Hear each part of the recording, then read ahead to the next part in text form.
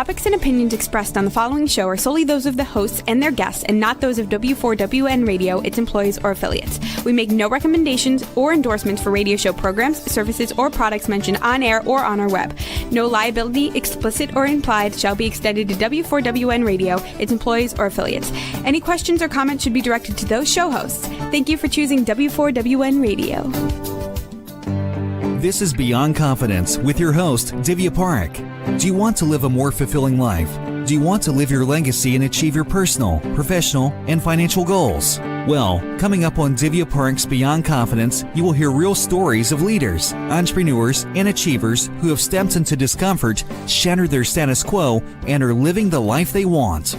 You will learn how relationships are the key to achieving your aspirations and financial goals. Moving your career or business forward does not have to happen at the expense of your personal or family life, or vice versa. Learn more at www.divyaparekh.com, and you can connect with Divya at contact@divyaparekh.com. This is Beyond Confidence, and now here's your host, Divya Parekh.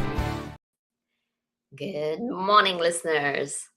And I gotta share that my book, The AI Agency, is out. And if you have not got your copy, would love your support, because just recently one of my clients reached out to me and shared that when they had taken a couple of strategies from the book and I had shared with them how to use it in their interview, they did get a job. So it's not only for that, it's also to help you understand what is the next phase in the artificial intelligence era, and it will help you figure out what to do next while being in control of your career, your leadership, your entrepreneurship. So do check it out. And without further ado, let's bring in our guest. Welcome, Joe. Hi, Divya. How are you today? Good. It's good to have you, Joe. Welcome. So usually we kind of like start out with a little personal question. So when you were young or in your youth, or was there a person or a moment that left a positive mark on you? Oh boy. I guess I could say, I grew up in Chicago and near Chicago. Nothing special. I always think I had pretty much an average youth, but we didn't have a lot. And one thing I can say is that I was always motivated to be better at anything that I did, to do better, because I had to try harder. But I was very fortunate as a young man to meet a man who mentored me in business and in selling and in, basically just how to conduct yourself in business. And his name was Mr. Kelf. I always remember him. I can't forget him. And in those days, what we did is we sold cookware door to door. And I did that for 10 years under his mentorship. And I was pretty successful at it.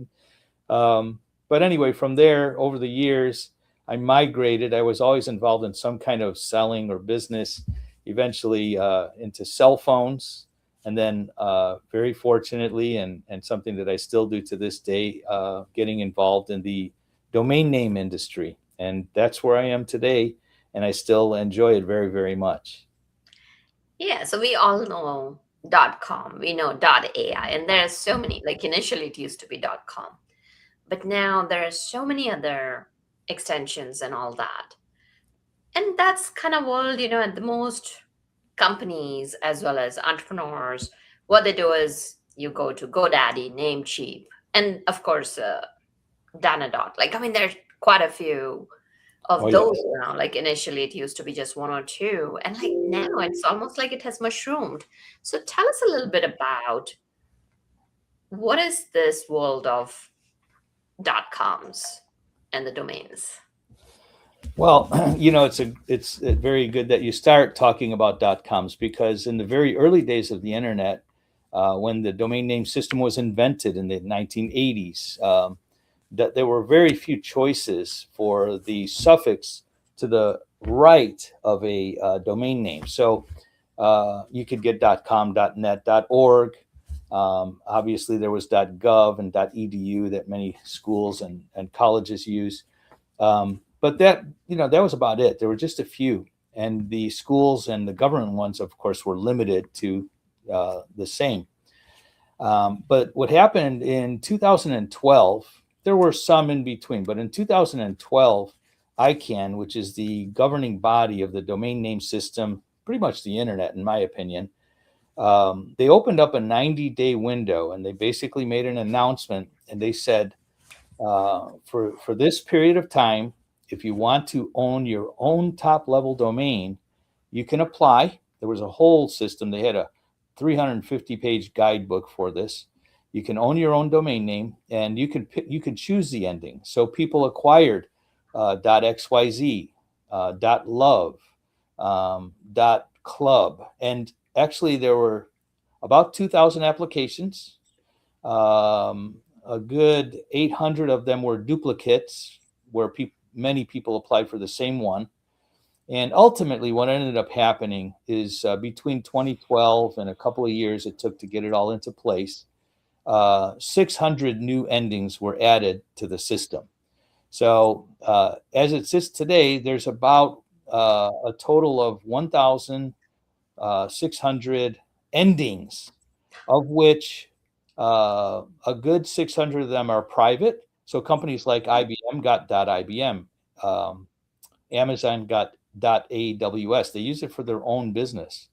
Lots of companies. Google has their own ending too. But 600 of them are available to the public. So today, it's not like you only can choose from .com. I mean, .com is what we like to call mined. There's not much gold, for registration. You can get your name, you can get, you can get a business name or a product name, whatever, but you really have to try hard. And the truth is that most people, as they search for domain names, the first choice is rarely available under .com. So all of this came about as the result of people complaining, saying, "Hey, I can't get the name I want. Can we?" And many people, went to ICANN and said, "Hey, can we do new endings?" And so in 2012 they allowed it, and as a result, we have about 600 possible endings to the right of the dot. Very interesting, because most of the people, including myself, don't know about this.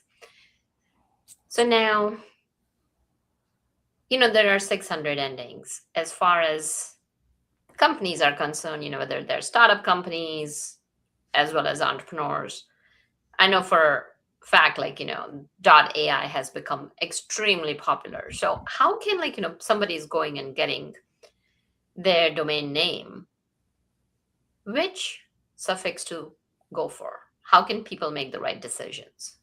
Okay, so you bring up a very important point about .ai that is often overlooked. First, to answer your question directly, though, I would always say, yes, you want to get a .com domain first if you're able to. And when I say, are you able to? Well, you always try to go to GoDaddy, go to Dynadot, go to Namecheap, whatever registrar you like, and search.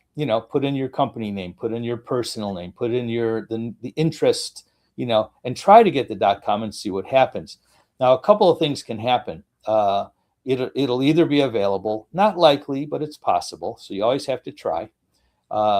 You'll be offered alternatives. The registrars have learned that if the one, since most people's first search doesn't come available under .com, the registrars often give you many alternatives.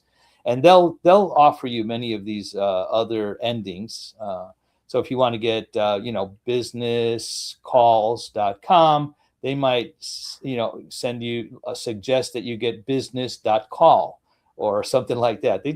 Or they'll suggest other endings, businesscalls.net or so forth and so on. Many of us have experienced this.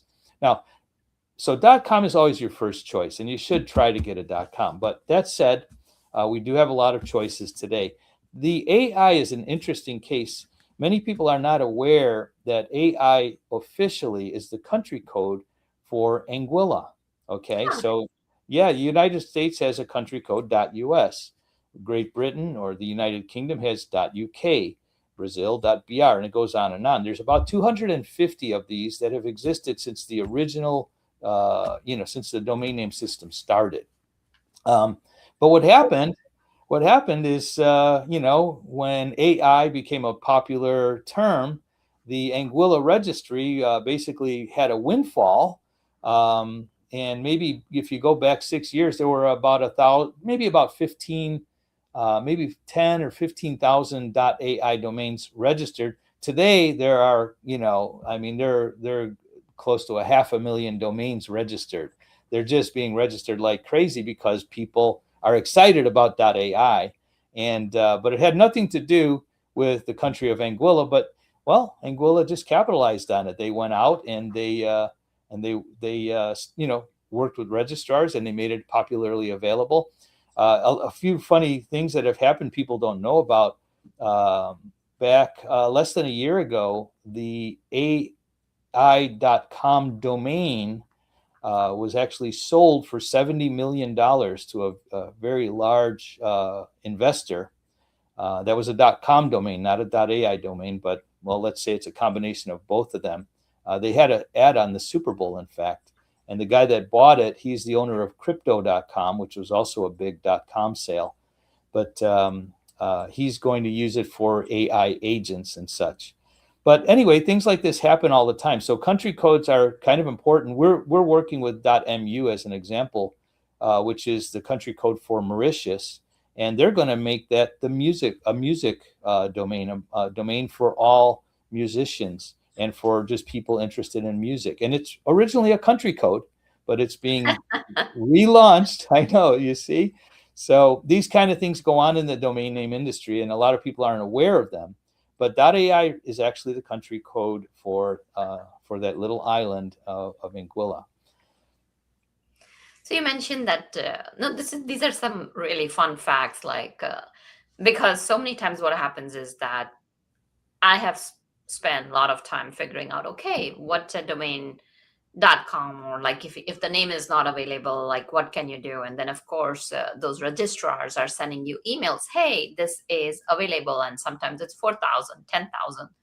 So Right. sitting on popular word domains can be very powerful, and that can become an investment. Any thoughts on that? Oh yeah, this is a big thing. So a lot of this, happened by accident. People just registered. In the case of that AI.com, the gentleman who registered it lived, I forgot, I think it was from Indonesia or something like that. But what happened was his initials were AI, and he just talked to his mom. He was a kid. He said, Mom, I want to get my initials.com. And his mom let him use his credit card, and he registered it 25 years ago. Had no idea that one day it would become such a huge windfall for him. But a lot of people do buy and sell domain names for profit. Okay, so there is a cottage industry, and I would call it more than a cottage industry. It's millions and millions of dollars, where people, there are brokers that help people to acquire domain names. A lot of companies have a long name, and what happens is they want to get something shorter so that when they're typing in email addresses every day, it's not this long email address. I mean, aggregately, that saves companies money. It saves money and time and simplifies your business if you can have a 2 or a 3-letter domain, or even a 4 character domain, rather than some long name that represents your company. So in general, short domains that include just letters rather than letters and numbers are very valuable. Of course, in the .com is your first choice.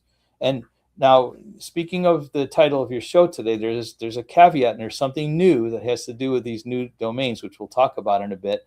But obviously, .com is the most popular, most well-known, and you want to go with the stream. You kind of want to go with the flow if you can. But short, easy to remember domain names are the most important and the most valuable ones. So the example of AI.com is a real, that's an outlier. That doesn't happen every day. Most domains, when you're offered those domains for several $1,000s, most domains sell in the range of $2,000 or $3,000 for the first year, but then they're the regular registration price thereafter. $15 a year. So they can be really worthy investments. And when you consider the fact that you're starting a business or a new product, it's probably worth it for you to invest a little more than the $10 or $15 that it takes to register a domain name. Don't rule out the possibility to spend a little extra and buy something that is worth it, that's valuable, that you'll be able to use forever, that people will remember your company by. So that's basically the story when it comes to choosing a domain name. Yeah, and that's powerful to know that shorter names are more memorable, and also that the initial investment is expensive, but thereafter it goes Right. back to the routine pricing. So that is a very key nugget for any Right. companies or entrepreneurs deciding what to go after. So now Right. that said, there's also like situations where people talk about domain authority. A lot of people, could you shed some light on that? Yeah. So domain authority is very important, and it's basically how the public perceives you as a company, depending on your name. And I would put this on two different levels. Um, First, as I said earlier, .com is probably the most authoritative. People know it, they're familiar with it, they trust it. So, that's always going to be there. It's probably not going to change anytime soon. Obviously, it's similar with .net or .org. These are trusted long-term extensions or suffixes. But there is a new generation of people and young people, and you always need to think about the next generation that are becoming very familiar with the, .mus, .xyzs, .attorney, .law, .legal. I mean, they go on and on and on. There's just so many of them. .art is a huge one, by the way. A lot of people are buying .art domains. So there's nothing wrong with them. They work the same. They are all backed up by ICANN. They are part of what we call the existing root. The existing root means that it's managed by ICANN. There are only 1,600, give or take, of them in the whole world, which include the country codes, the new top-level domains that we've been talking about, and all the original ones, the .com, the .net, and the .orgs and such. The root is what really the internet works on. It's called the IANA root. The IANA is part of ICANN, and that's really what the internet consists of. So those are all trusted, but there's another level of something going on that is very exciting, and it only happened in 2012, one time in the history of the internet, and that is this year in 2026. ICANN is reopening that window that they closed back in 2012. And so what's going to happen is for 90 days, any large company or even smaller, medium-sized businesses will be able to apply and get their own extension. Again, this is a brand new development. Well, it's been planned for years, but it's happening in 2026. The window will open at the end of April and it'll close in August. I think it's 105 days is what they're planning. And this is an ongoing process that is being discussed, by the way, in India right now. The ICANN meetings are occurring right now as we speak in Mumbai. And they're in the final stages of preparation. And this is a very exciting thing. So many companies who missed out last time that didn't get their own company name, for example, their own brand names, for example, they'll be able to apply in 2026. And when will that window open again? We don't know. ICANN's not saying yet. It doesn't mean it never will, but it's only happened once in the history of the internet, and it's been 14 years since that. So 2026 is a big year for brands and for businesses, and even for individuals that are, if they're well capitalized and they want to own a little piece of the internet, it's possible. If I may just share one example of a smaller entrepreneur who has been quite successful, a gentleman that applied for .buzz back in 2012. His idea was to capitalize on news buzz and news tips and things like that. So he applied for and acquired .buzz. He was the only one that applied for it, by the way. So he had no competition, no contention. ICANN didn't have to settle any. There weren't like 8 guys that applied for .buzz. He was the only one. And back then, it cost $185,000 to apply for your own ending. By the way, owning a top level domain is like a business. It's not like, buying or flipping domain names. It's a different level of business. But he applied for it. He acquired it. He was awarded .buzz. You can go to GoDaddy or any of these registrars and buy a .buzz domain. A guy named by the name of Bill Dozier. I don't think he'll mind me mentioning his name. Just a regular, entrepreneur that decided to do this. And what he did not count on is something that happens quite often. A domain can pop.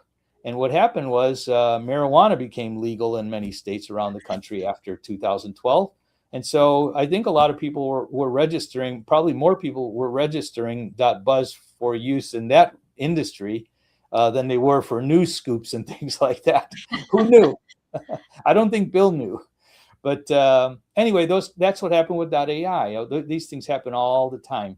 And so, again, in 2026, the window will open, and it's an amazing opportunity for many companies and for many businesses. So technically, what you're saying is his domain name got the buzz from the buzz. It got the buzz from the buzz, exactly.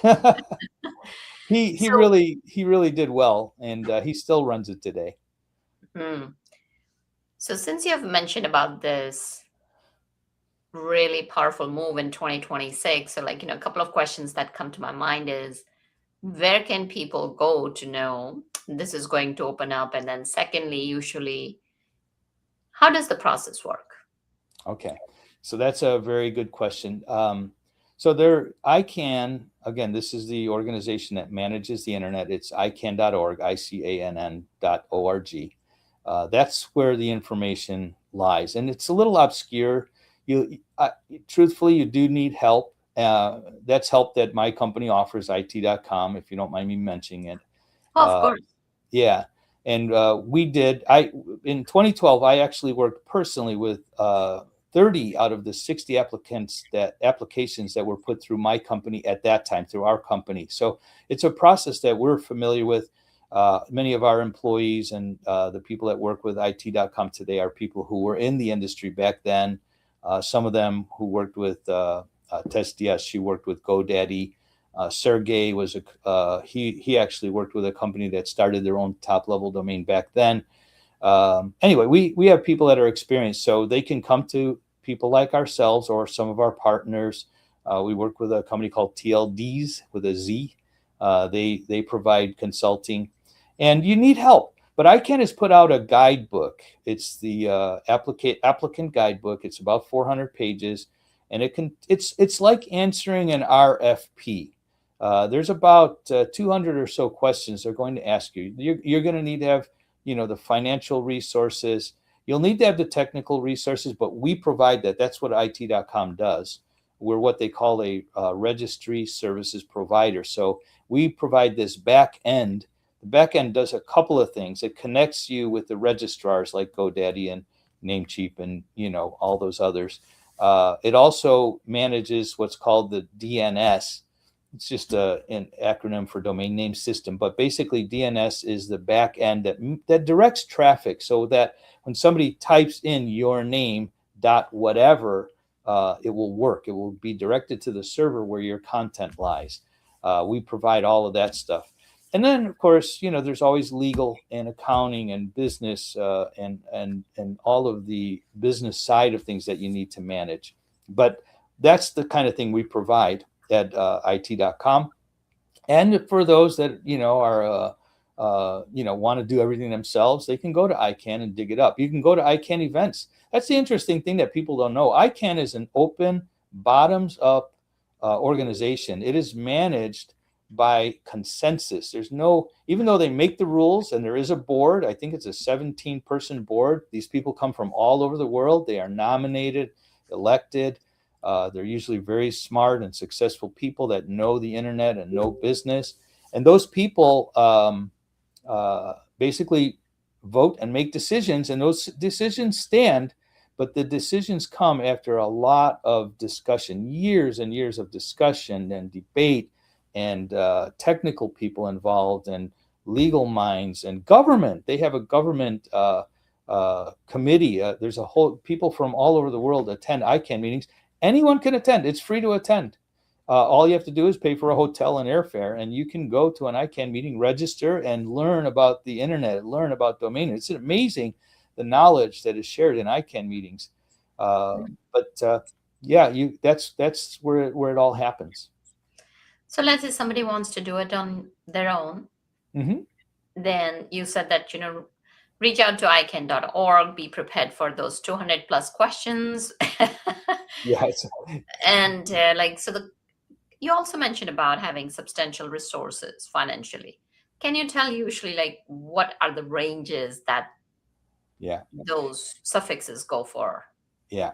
Okay. So here's how that works. And, I like to point out there's a lot of ways to make money on the internet and a lot of ways to make money with domain names.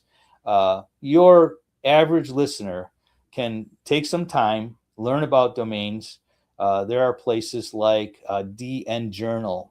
My friend Ron Jackson runs dnjournal.com. And what DN Journal does is it actually shows and catalogs and tells stories about how much our domain name's selling for today. And Ron keeps inventory that goes back 20 years.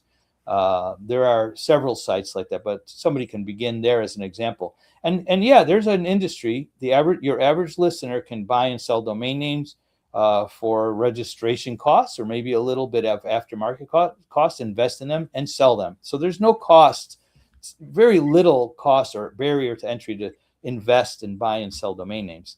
But this is a different level. By the way, people are brokers. There's a lot of domain name brokers. If you're a good negotiator and you like business and you like bringing people together and making deals, the domain name brokerage is very exciting. And there's an organization called the ICA, Internet Commerce Association. We are members of it, by the way.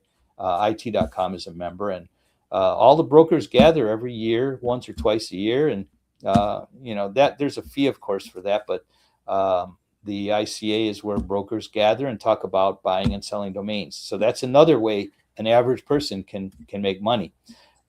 Getting your own top-level domain is a different level, though. It's kind of like buying a business. So to answer your question, ICANN this time is asking $227,000 for you to apply to get your own top-level domain. When you consider that large corporations spend, many millions of dollars advertising every year, this is not a lot of money for a large corporation. And it's actually not a lot of money for a business if you want to run a business, if you're interested in the domain name industry, which is very exciting and continues to grow through recessions and all kinds of things that happen. During the internet bust, I think the year 2000, there was a little flattening. It went down a bit, but it continued to grow and has grown ever since. In 2010, when the real estate and mortgage bust happened, all businesses were affected. The internet industry actually boomed. During COVID, the internet industry, domain names boomed. It was an amazing time for the domain name industry because everybody went online. They all went to Zoom. They relied on e-commerce rather than retail stores. So domain names are continuing to grow globally at about a 2.5% rate. New top-level domains, the ones that were brought out in 2012, are growing in the 20% range. They're growing a lot faster than .com. Why? Because, as I said earlier in the show, .com is very well mined. So people are going to these alternatives. In fact, IT.com only exists because we sell subdomains under IT.com. So if you want to get, yourname.com and it's not available, we make yourname.it.com available. We're selling these to lots of IT people, to Italians, because it stands for Italy. We're selling it to the IT crowd. Anybody who thinks they're special or is special for whatever reason, you've got it. We sell it.com domains to those people. But anyway, new top-level domains are going to cost $227,000 as an application fee. Now, if you go and you apply for something that is or will become very popular, almost anything related to AI, this new economy that's going on now, you're going to have competition, and you're probably going to end up in an auction. And that auction can cost a lot more. In 2012, auctions happened and new top-level domains sold for millions.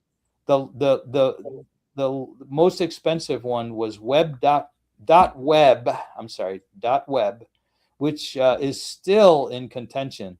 The high bid there was and if I recall right, $120 million, believe it or not. So, but if you do something like what Bill did, and you apply for a little bit more obscure, but something that you're, attuned to, you may have no contention, and you can leave there with that investment of $227,000 plus your costs. I mean, if you do some of it yourself, I mean, less than probably 300,000, or depending on what you invest in the business on your own for marketing and overhead, maybe staff. Those are the other the more fixed costs, but it can range. But the starting fee is $227,000. So you mentioned that, it's going to be open applications, and let's say several companies are applying for the same thing. There's going to be auctions. So how does that auction work? Is it in person? Is it online? Oh, it's actually a lot of fun. So what happened last time, and things will be different this time. So when you apply for a top-level domain, don't talk to anybody about it except for your close partners, and do it under a non-disclosure agreement. Don't just go out and say, hey, well, there's a few people that are announcing their intentions, but in my opinion, and from my experience, that's not a good way to do it, because if you announce your ideas, you are inviting more competition, and I don't think that will help you in this process. So if you have a great idea and you don't think anybody else is thinking of it, well, don't assume that. Somebody might be, but maybe not. What you should do is you should approach somebody like myself, IT.com, or a consultant. There's others out there. You can start at ICANN to do your research if you want to. But what you'll want to do is keep it secret and share it only with your partners, maybe your attorney, whoever, and you will apply. You're gonna have to pay the fee. This is between April and August. You'll have to pay the ICANN fee. And what happened last time, and it will happen this time, is several months after the window closes and all the applications have been received, people are estimating that maybe 1,000 to 2,000, maybe more, will be received by ICANN. What's going to happen is ICANN will go through a bit of an evaluation. They will consolidate the similar ones, and then they'll have what's called a reveal day. It's kind of funny. Last time it was right around Christmas. I mean, they had Santa Claus there. It was in near Marina Del Rey in Los Angeles here, by the way, is where they had it. It was an event. They held it at a hotel, but it was also online. They did it virtually. It was very public, very transparent. And what they do is they announce all of the applications and they put them into contention sets. It was a big party, by the way. And it was very exciting. And then they assign them priority, which means they're not going to release them all in one big, batch. They're going to release them in smaller batches over a period of time. So last time they released, anywhere from 5 to 10 per month over a period of many years. But the reveal day was actually pretty exciting. It was a party, and it was the day where all of the secrets were revealed. How many people applied for this? How many people applied for that? And you got to know if you had competition or not. But what's going to happen this time, it was a little different last time, is if you have contention, if you have many people who apply for your idea or what you thought was your idea, you'll go to you'll go through the process. There's many little steps along the way, but ultimately there is an auction, and ICANN will get the proceeds. ICANN will use this money. They say it's nonprofit, and they say it's just to cover their costs. But in truth, I think it's going to be a lot more than their cost because of these. These are very valuable, and ICANN is going to get that money.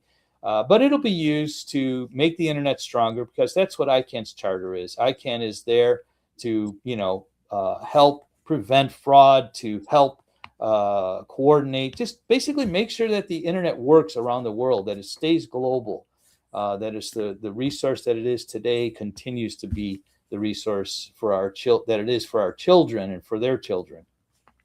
But that's how it's going to work. It's going to be ultimately at the end will be an auction, and the highest bidder is going to win.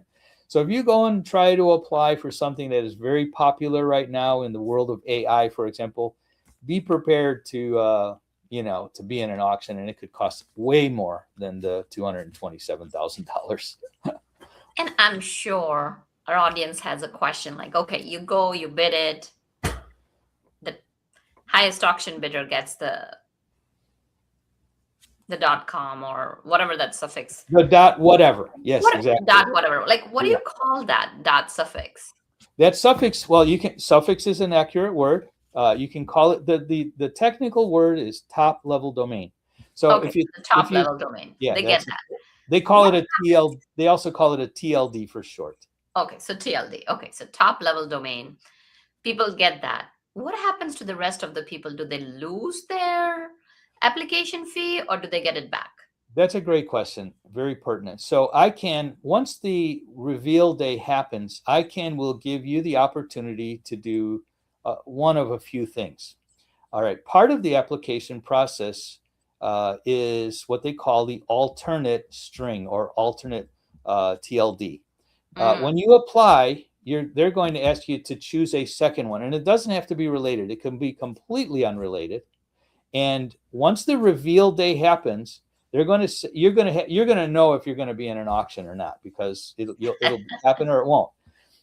You will have the option, number one, to stand up your second or your alternative top level domain, your alternative string. We call them strings often. So if you applied for .everything, and many other people applied for .everything, you can lay down .everything and stand up .anything, if you get what I mean. And if nobody else applied for it, there you go. You can go the rest of the process without competition. So that's your first choice, or a choice that you'll have. The other choice is you can back out. You can say, okay, I didn't think I'd have this much competition. My alternative string also has competition. We want our money back. Now, ICANN will issue you a 65% refund.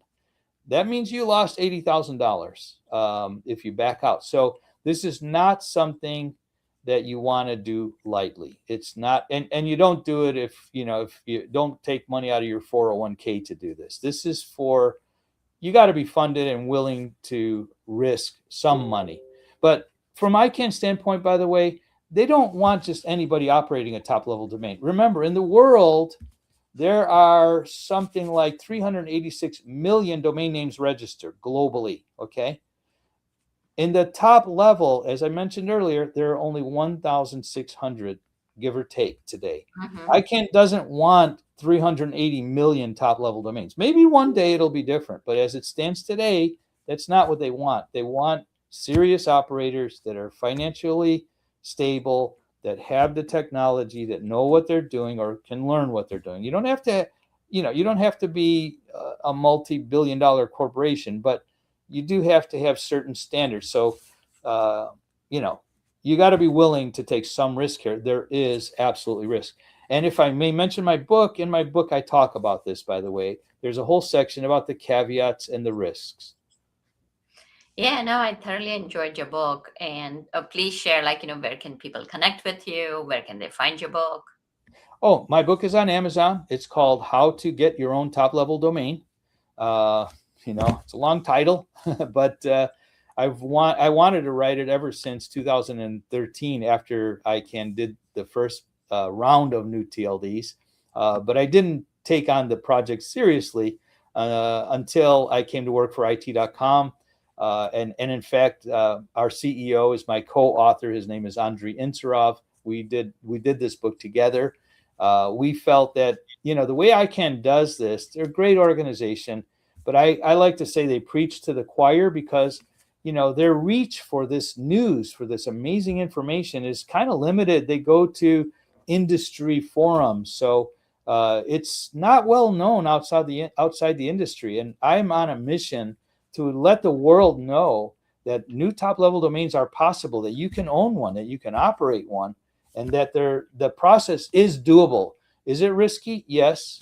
Is it doable? Yes, absolutely. So we put the book together last year. we released, we actually did a second version because ICANN has what's called the applicant guidebook, which is much more complicated than mine. And it is something that you will need and will use. That's the authoritative guidebook to getting a new top level domain. But we felt like, ICANN isn't giving people a lot of time in terms of like this is happening. And so we wrote the book last year. We released it on Amazon, the first version in March, and then the second version around October. And it's available right now. Oh, that's fantastic. And I'm sure people will get so much value out of it. And do you also want to share your website? Where can people connect with Yes. you? Our website is, you can go to get.it.com, or if you go to get.it.com, that's our basic website. That's where we offer it.com domains. We have, if you search a domain there, by the way, we don't actually sell domains there, but if you search for a domain, you'll be connected with 10 of the top registrars in the world who offer our domains, and you can compare prices. It's actually a nice price comparison tool. Whether you buy an it.com domain or not, you can buy any domain because it connects you all the best registrars, GoDaddy's and Dynadots and Namecheap and many others. So it's a great tool for that.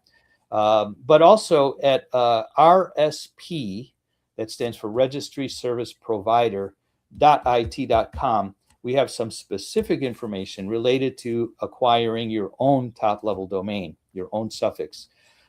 So you can go to either of those websites. Or honestly, I'm pretty easy to find. If you type in Joe Alagna, I'm on LinkedIn, I'm on Twitter. I'm out there, so I don't have many secrets. I'm easy to find. Just search for Joe Alagna, it.com, and you'll find me all over. And I'm very happy to receive an email or a phone call. Well, fantastic, Joe. Any last thoughts you might want to share with our audience? I'll just say this: that first, thank you for listening. If you stayed with us this long. Domain names can be a topic where some people's eyes glaze over, but in truth, it's super exciting. If you love languages, if you love words, if you love communications, I think domain names are a very exciting business. I love the industry, and I would encourage you to explore being part of it, whether it be to get your own top-level domain, whether it be to be a broker, or whether it be just to invest in them. Domains are really exciting. They have a great future, by the way. We've heard many times that apps will replace domains. AI will replace domains. But I want you to remember one thing, and that is you still have an address on your home. Is that right? You do, right? Absolutely. And on your business. Addresses don't go out of style, and domain names are your virtual address.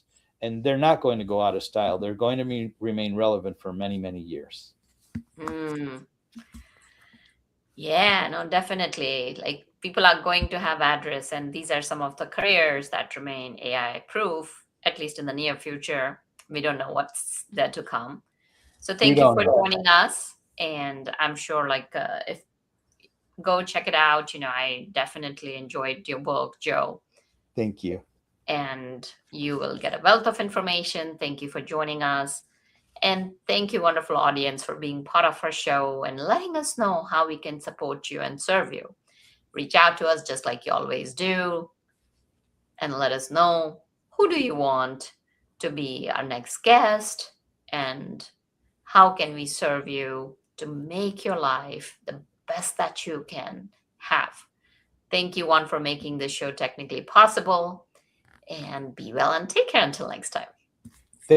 Thank you for being part of Beyond Confidence with your host, Divya Parekh. We hope you have learned more about how to start living the life you want. Each week on Beyond Confidence, you hear stories of real people who have experienced growth by overcoming their fears and building meaningful relationships. During Beyond Confidence, Divya Parekh shares what happened to her when she stepped out of her comfort zone to work directly with people across the globe. She not only coaches people how to form heart connections, but also transform relationships to mutually beneficial partnerships as they strive to live the life they want. If you are ready to live the life you want and leverage your strengths, learn more at www.divyaparekh.com. And you can connect with Divya at contact@divyaparekh.com. We look forward to you joining us next week.